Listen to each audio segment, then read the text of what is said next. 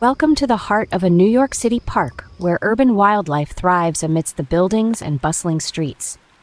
Today, we're at Captain Tilly Park, located in the diverse neighborhood of Jamaica, Queens, taking a closer look at two common visitors to our parks, the mallard duck and the Canada goose.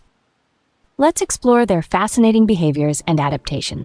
First up, the mallard. These ducks are perhaps the most recognizable of all duck species, especially the males with their striking iridescent green heads, bright yellow bills, and white neck rings.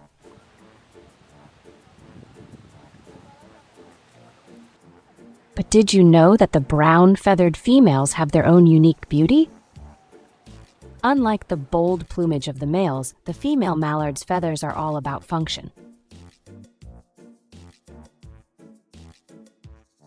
Her speckled pattern not only disguises her but also adds texture that matches her environment.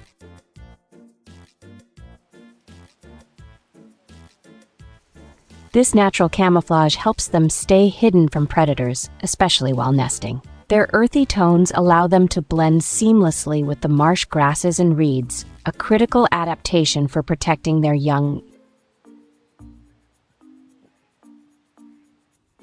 A mother mallard can care for a brood of up to 12 ducklings, leading them to water soon after they hatch.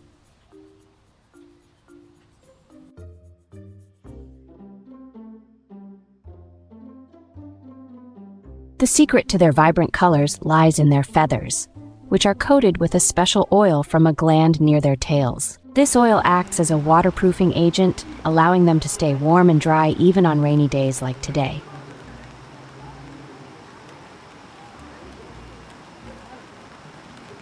In fact, a mallard's waterproof feathers keep water from reaching their skin, providing essential insulation in cold water. Beneath these waterproof feathers is a layer of soft down feathers, which trap heat and help them stay cozy even in chilly weather.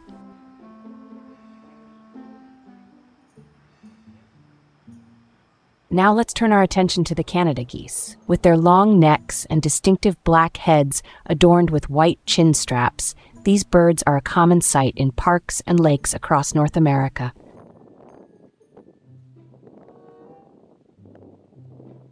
Canada geese are known for their strong familial bonds. They mate for life, and during the breeding season, you'll often see pairs caring for their young together.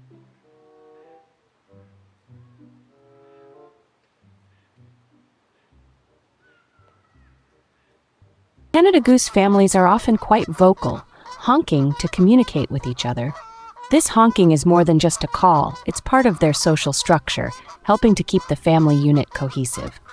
The goslings learn from their parents, mimicking their behaviors and calls, which is vital for their development.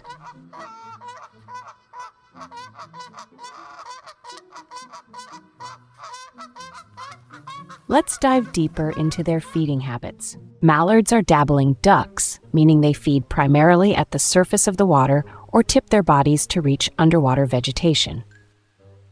They have a diverse diet that includes seeds, aquatic plants, and insects. Their adaptable nature allows them to thrive in a variety of habitats, from freshwater lakes to urban parks.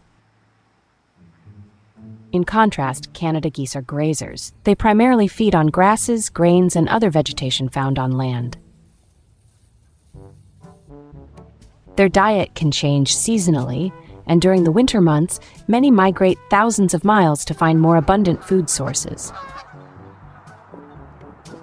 Both mallards and Canada geese play crucial roles in their ecosystems.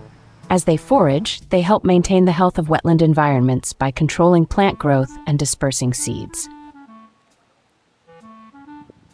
Additionally, their presence contributes to the biodiversity of urban parks, making these spaces more vibrant and alive.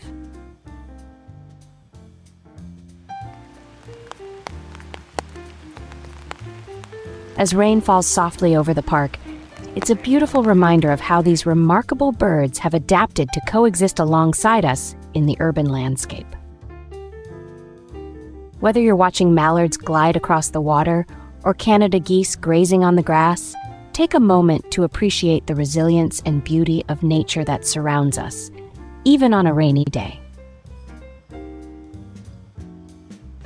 Thank you for joining us on this exploration of NYC's wildlife on Urban Geographic.